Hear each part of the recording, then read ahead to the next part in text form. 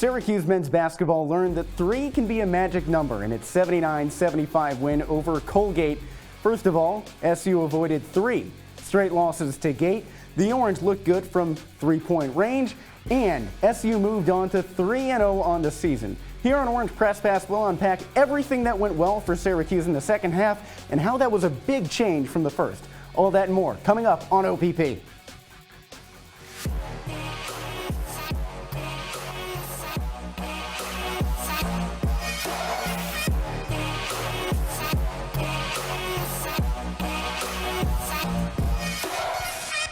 Welcome into the CitrusTV studio. I'm Jesse Cook with Luke Burgess and AJ Myers. And we thought earlier that you might be seeing triple, which you sort of see with us, but Syracuse did not lose its third in a row to Colgate. SU had lost 2 straight to the Raiders for the first time since the JFK administration all the way back in the early 60s, but that drought is over with a 79-75 win at home. Syracuse 3-0 on the season. And gentlemen, first impressions of this game for me is that the Orange actually can hit it from long range. Well, they sure can, Jesse. They were phenomenal, and you got to look at Chris Bell. He was great from beyond the stripe in this game. I really like the way that this Orange offense came together in the second half, but it really comes down to those coaching adjustments. Second half, Adrian Autry, oh man, it looks so good compared to last year. So many things that we saw where we were frustrated this Orange defense couldn't adjust. This year, it looks like an entirely new program. They made great adjustments, and they pulled out the win. Luke, you're going to talk about the first half, or the second half rather, which is good. You know, SU needed to have a big second half. They did. But my thoughts are still in that first half. Syracuse nearly lost to Colgate again. How does this keep happening? That first half, there were so many open threes, uncontested. And for Syracuse, it just looked like deja vu. It looked like you were watching the same SU team that lost to Colgate the year before. I was really worried in that first half. Thankfully, though, the last 10-15 minutes of the second half, they figured things out. And some big things for Syracuse in that game. Benny Williams made his first appearance of the season after serving a team suspension. Chris Bell, Judah Mintz, everyone else that you would expect in the lineup as well. So let's take a look back at how it happened. How did Syracuse come out on top? Well, it wasn't easy early. So the Orange did have the first points of the game, but Colgate looked better off the jump anyway. Nicholas Louis-Jacques from the corner, 3-3 the score. Gate kept rising from there. Syracuse did answer back a couple times. J.J. Starling, same spot, but still SU is down by 4 at that point. Colgate moves it up to a 6-point lead. Brady Cummins, this was filthy. Yeah, Brady Cummins driving to the cup there. They did it real well in the first half, not so much in the second half. We already talked about that, though.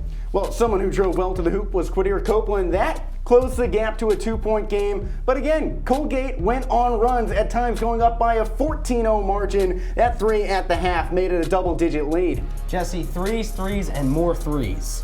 Well, those were 3s in the first half, but Colgate only had 1 in the second, doing it inside to make it a 20-point lead. That would balloon up to 24 points in favor of the Raiders. But here's how Syracuse came back. Chris Big Game Bell, 25 points, that's a career high. 6 threes, oh, that's a career high. 9 field goals, another career high. There's one of his 6 threes. He looked really good, closing the gap to 10 there. Shot was on fire from Bell today. We already talked about him as one of our standout performers. He was phenomenal. He was in mint condition. Judah Mintz the same way with the contact inside. Now, to tie the game, Chris Bell. Are you kidding me? 70-70. Syracuse ties it up for the first time since right near the opening whistle. J.J. Starling gives the Cuse the lead, 71-70 from the stripe. And here's how the Orange won it. Malik Brown, a scoop and score, doing it on both sides. Syracuse comes out on top. 79-75, a big win for the Orange. Let's take a look at the stats of how this actually happened. Judah Mintz, he was fantastic. His 3rd straight 20-point game. Chris Bell, the first of his career. No doubt that Judah Mintz is leading this team on and off the floor. Another great night from him. He leads the Orange to a big win and a hump they haven't been able to get over in these last few years. And I'm going to look at the Colgate side of things. Ryan Moffitt, he had 12 points all in the first half. It showed how SU was able to slow down those hot 3-point shooters in the second half. Joining us now from the Dome is our reporter, Steven Sklar.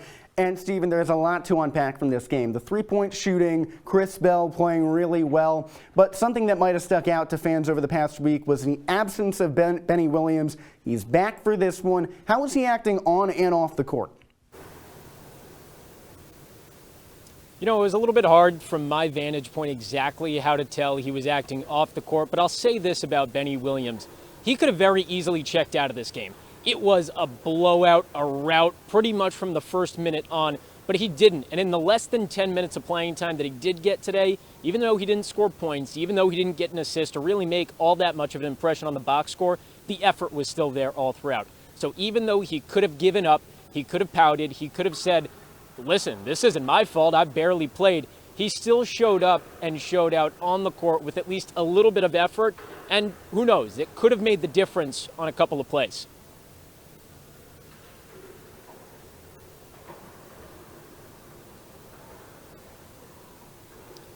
Yeah, so in the second half, it was pretty much the full court press. That was the story of the game coming out of the break.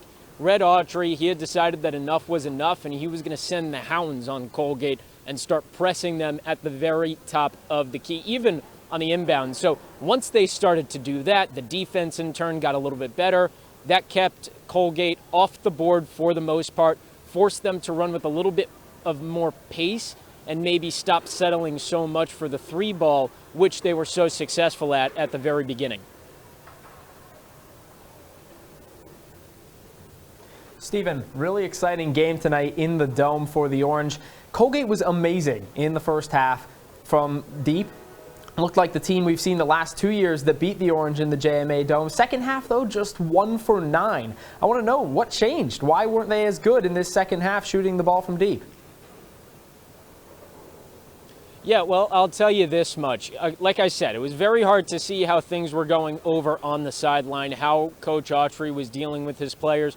But he did let us in on a little bit of a tidbit during the post-game press conference. He told us that during practices, they like to practice in 4 minutes because that's when every media timeout happens. So they'll practice in 4-minute spurts. That way they can assess how they're doing or simulate how they'd be doing at the end of media timeout. So when we went to the press conference after the game, Red Autry told us that they didn't want to evaluate anything or they didn't want to look too far in advance. They were taking it 4 minutes at a time, and I think that allowed Syracuse to stay more composed, live in the moment, and really just focus on playing good basketball rather than chasing a 24-point deficit. Steven, this was Autry's third game in charge for SU and really his first big test. It was a pretty tightly contested game all the way throughout. How do you think he did during timeouts in that second half? Yeah, part of what I just said. I mean, I think he did a really good job at preparing his players ahead of time. What they're doing in practice is translating to the game, or so it seems. So those 4-minute intervals that he's doing really seem to work out. And I think another thing he's doing really well, this is another thing that Chris Bell and Judah Mintz said to me after the game, is that they're playing with a lot more pace than they had last year. Under Jim Boeheim, they were playing a little bit slower, a little bit more lethargic, and then they came back on defense. There wasn't a lot of running around. Judah Mintz told me straight up, listen, I'm a fast player. I like to play fast. It's what J.J. Starling told me too. It's what Chris Bell told me too. And Bell, even after he said that, kind of added that, you know, he's really playing freely now. It's not like it was last year under Boeheim where if he went 2 of 6 in the first half, he might have gotten benched. This time he went 2 of 6 in the first half, and he was able to keep shooting and come back in after rehydrating and just get some shots up and really work on finding that zone. So I think so far through these first 3 games, Red Autry is having a wonderful impact on these players, and they seem to really enjoy playing for him too. Well, Steven, who wouldn't enjoy 3 straight wins? Thank you so much. And you can keep up with all of Steven's and all of Citrus TV's game day coverage for every sport that you can imagine at Citrus TV Sports on all your social media. We're going to take a break, but when we come back, we'll unpack the X's and O's of the different parts of this game for Syracuse and for Colgate.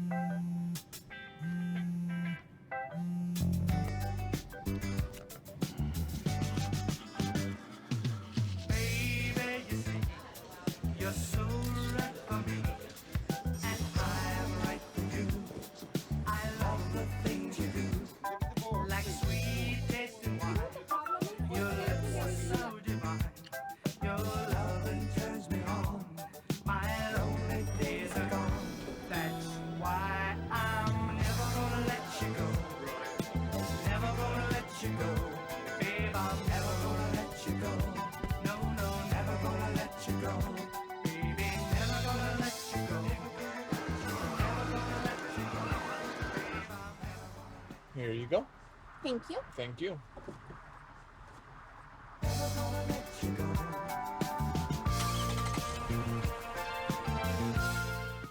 Welcome to an excellent episode of Live from Studio B.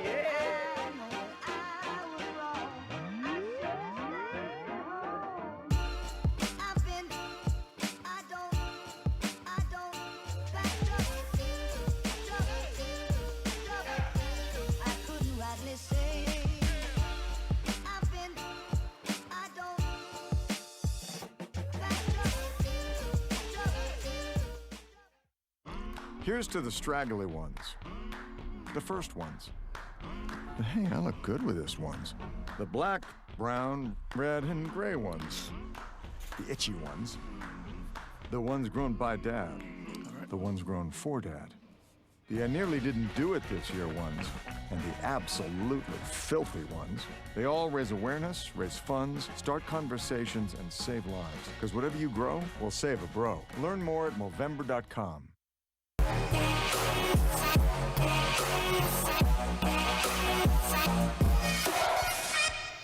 Orange Press Pass rolls back along inside the CitrusTV studio. Syracuse beats Colgate 79-75. Jesse Cook with you, Luke Burgess, AJ Myers over there as well. And gentlemen, second half points. Syracuse was really strong in the second half, not so much in the first. Entered with 21 second half points on the entire season. Colgate had more than half of that in just the first half. Syracuse had 0. Luke, did Syracuse really improve that drastically with 6 second chance points in the second half? You see my mouth starting to come agape a little bit there because, yeah, absolutely. That's what won them this game. I mean, that was undoubtedly the biggest part of this victory. There's no question about it. As you mentioned, first half for Colgate was very, very good. 12-0 in second chance points. Second half, flip that around, finished 18-6. Syracuse basically nullifies that stat in the second half. They bring it back. They use their talent in scoring to win this game. Absolutely, Luke. SU needed to have a strong second half with the second chance points. But in that first half, Naheem McLeod, I look at him, he's got to get more rebounds. He's got to prevent Colgate from getting so many second half He's 7-4. points. 7-4, exactly. You just said it. He's got to do much, much better on the boards and almost dominate the paint. As 7-4 center, he's got to do better. Only 3 rebounds for Naheem McLeod, tallest guy in the court, tallest guy in Syracuse history. Those are pretty low numbers, but somewhere where Syracuse perked up late game was from beyond the arc. So in the first half, Colgate outshot Syracuse with 8 made threes. SU had 4. Second half, Colgate goes 1 of 9 from long range. Syracuse hits 5 deep balls. Well, certainly, this effort was completely led by Chris Bell. He was so good from deep in this game, and I think that's really, what allowed the team to free up and realize, oh, we can shoot the rock from deep. We can make some plays. Bell took that, he took that emblematic model that Judah Mintz has maybe established this year, and he kind of ran with it, and I really like the way that he performed in this game. Yeah, Chris Bell being aggressive from beyond the arc was key in the second half for that comeback, but I keep going back to the first half. When SU, it was the second half chance, it was the second chance points, and it was the threes. In the game last year against Colgate, Syracuse allowed the Colgate to have 43 attempts from beyond the arc. It was 24 tonight, so a little bit better. But still, that's way too many. You're just allowing Colgate to just jack up threes. They did a much better job in the second half. Colgate was not as lethal from 3, and at the end of the day, that's probably what won them the game. Baby steps, huh? Yeah, that's what you need. Well, it was a little more than baby steps that took Syracuse players up the length of the court in the second half with a full court press. How about those turnover numbers? 14 turnovers for Colgate. Syracuse forced 9 of those by way of the steal. That was pretty aggressive, and it was a real change of pace in the second half from what Syracuse fans had seen in the first half and really in the first 2 games of the year. Yeah. It sure was, and that full court press, it completely changed the flow of the game, rather. We were sitting here watching this game, 5 straight possessions for Colgate. The ball gets turned over, SU steals it, takes it down the court, and makes something happen. It didn't even matter if they were scoring or not. They were putting pressure on that Raiders defense. Eventually, we see the dam start to break. Yeah, this is why I asked Steven the question of what he liked from Adrian Autry in the second half, because I was really curious to see what kind of adjustments would he make. This was his first game where it was a close contest. How would he do as a new coach? Implementing the full court press changed the game drastically for SU. It made Colgate much more on their toes, and it sped up the pace for Syracuse. And most of the time when SU is playing with pace, especially the 2 guards they have, it provides so much more depth for this offense. They can dish the ball out to the 3, and they can drive inside of the paint.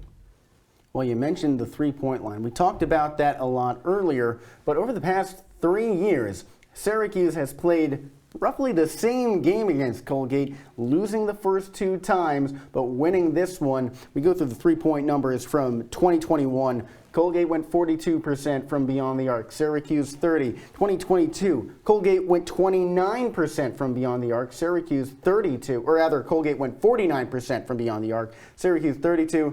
This time, even though Colgate outshoots Syracuse from long range with a 38% mark to 28, that second half for Syracuse was still way better. AJ, this recent history is a little deceptive in my mind. Yeah, without a doubt, Jesse. And really, you look at it, last 2 years when Syracuse lost to Colgate, it spiraled into more defeats. Look at last year. They had the loss to Colgate. A few games later, they lost to Bryant. So it was almost a sign is that SU wasn't on the level to the ACC teams because they couldn't even beat the non-Power 5 teams.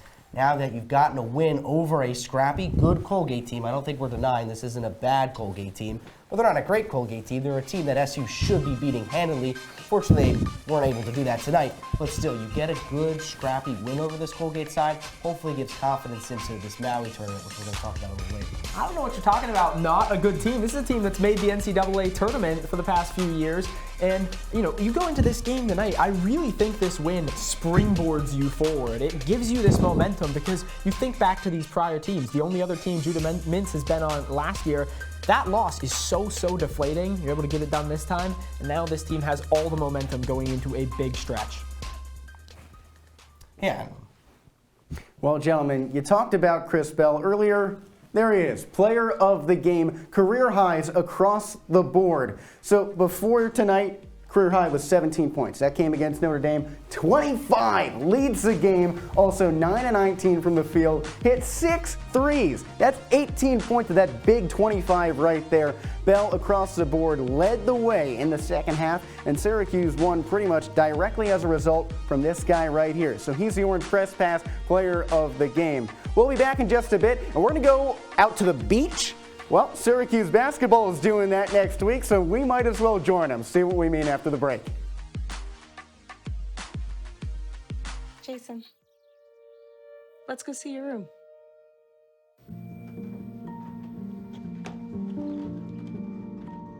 What do you think? We kept it a little spare, so you can decorate it how you like.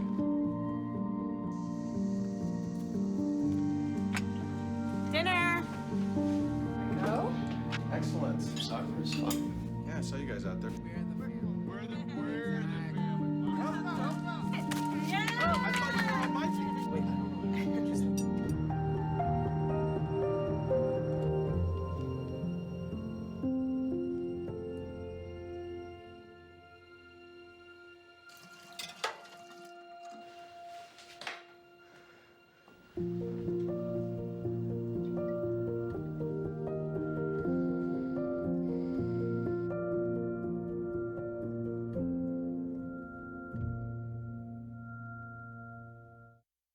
Hey Bobo, do trees tell each other stories?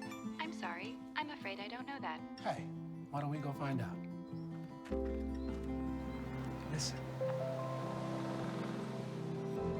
Do clouds take naps? I couldn't tell you.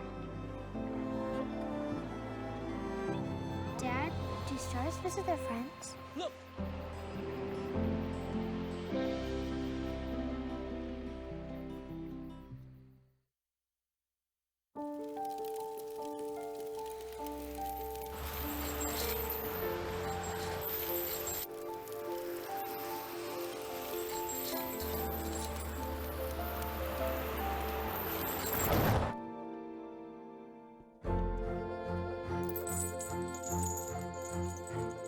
Did you know dragging chains can spark a wildfire? Only you can prevent wildfires.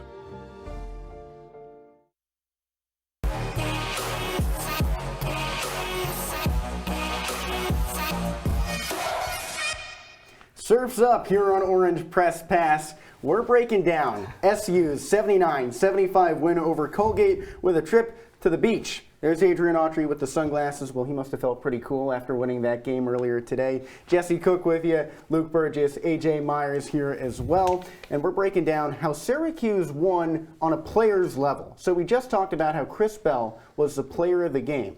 Now in this game, Surf's Up, we're going to decide what to take with us on our trip to Maui, which Syracuse is going on, or really the trip to Hawaii, which Syracuse is taking early next week, or if we'll leave it behind. So Chris Bell, he played fantastic, but is he going to be that consistent? Luke, are you bringing him with you, stuffing him in the overhead compartment, or leaving him on the tarmac? Well, you know, I am going to bring Chris Bell, but luggage is pretty expensive these days, Jesse, so I'm going to have to throw him in as a little bit of a last-minute addition. I really like the way that he played tonight, but I do need to see more consistency from Chris Bell long-term if I know that he's going to be, you know, one of the guys I'm thinking of first when I pack him in my suitcase. Luke, for me, he's the carry-on. I don't even want to try Chris Bell through security. I love this performance from him tonight, especially how aggressive he was from three. Last year, the most threes he attempted was 6. Tonight he attempted 14 and he made 6 of them. I need to see that aggression from Chris Bell every game. There's a lot of question of who's going to be Syracuse's third option. You have the 2 guards. Who's that third scorer? Is it Justin Taylor? I think Chris Bell made a really, really strong case that it could be him. So Chris Bell played well. He had career highs all across the board. Someone who is still building his resume is head coach Adrian Autry. Yeah, he spent 11 years as an assistant, but he's 3-0 now as the head man.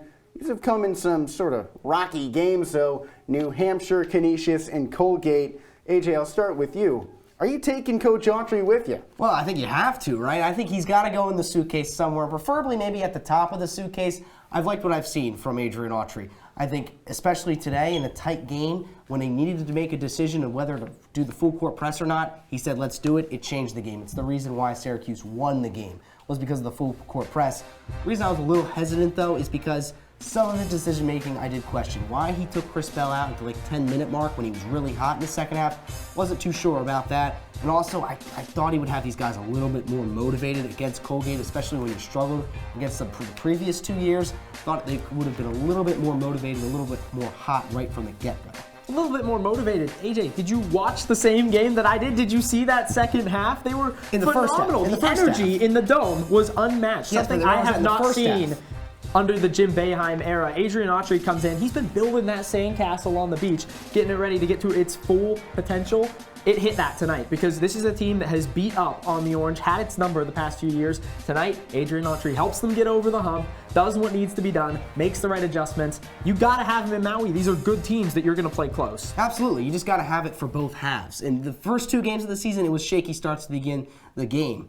And again against Colgate. Give me a full, complete performance from Adrian. Game isn't decided in the first half. The No, Orange are but it helps when you have That's a because of lead. their coach. All right, no. Well, that first half, second half dichotomy is sort of important for our next one. Judah Mintz and his decision making led him to only 6 points in the first half, but 17 in the second. Luke, are you taking Judah with that great second half, or are you focusing in on that first? Well, Jesse, I know you're a well-traveled man, of course. When you're running out the door and you're traveling, you're in a rush. You ever look back and you're like, oh, well, I almost forgot that. I got to grab it real quick on the way out. Frequently. That's kind of how I feel about Judah Mintz right now because I think he's so essential to this team's success at the moment because of how prolific he can be driving into the cup. And just, I think overall as a facilitator as well, we've seen him surpass the 20-point margin in every single game this season. But he has been careless with the rock. That needs to change. I still need to bring him. I'm going to grab him on the way out. Yes, absolutely. Judah Mintz is a focal point for the Syracuse team, but that decision making for me, I want to keep in the 3-1-5. He's got to do better with just in general the point guard play, the fundamentals of it, the passing, where he's dishing out the ball. And Steven said this in the postgame that Judah loves to play with pace. A lot of speed, a lot of pace. I think he just needs to slow it down just a bit so he has a little bit more control over his game and where he's distributing the ball because 3 turnovers tonight, it's not a lot, but I feel like it can become a problem, especially against better teams and better defenses. Hawaii would be perfect for him. He'll be jet lagged. He'll be playing a little There you go. Perfect. Well, contrary to the entire point of our game, Syracuse bring all 3 of those gentlemen with them to Hawaii for that tournament next week. We're going to take a break as Syracuse takes a break for the island. But stay tuned. When we wrap up show, we'll talk about the rest of the NCAA and what's next for the Orange.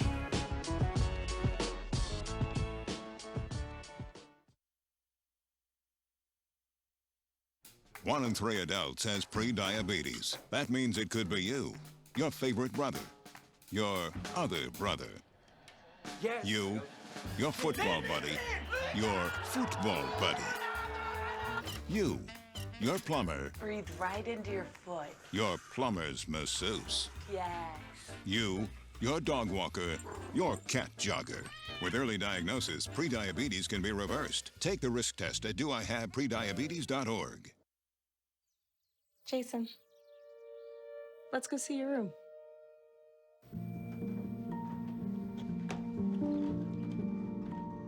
What do you think? We kept it a little spare, so you can decorate it how you like.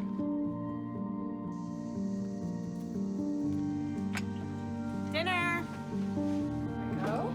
Excellent. Soccer is fun. Yeah, I saw you guys out there. We're the family. I thought you were on my team.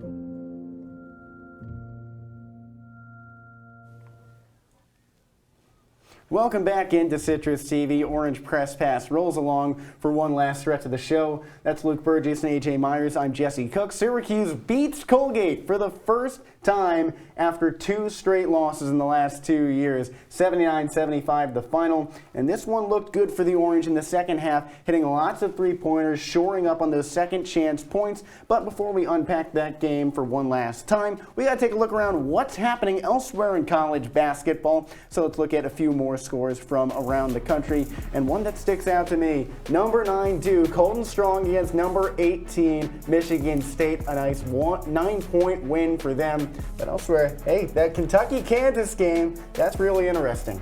Yeah, that Duke-Michigan State game, is that like the disappointment bowl or something so far? Both these teams already with one loss after they were both ranked in the top 4 to start the year. Move down to the bottom right-hand corner of your screen.